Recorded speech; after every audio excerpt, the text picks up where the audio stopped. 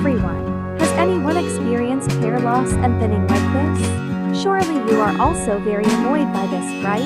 Today I will share with you a little trick to make your hair longer and thicker. With extremely simple ingredients, aloe vera and olive oil.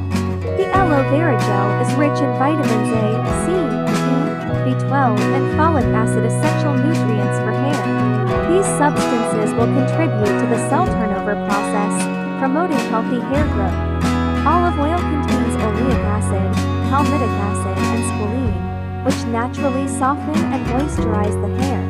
How to do?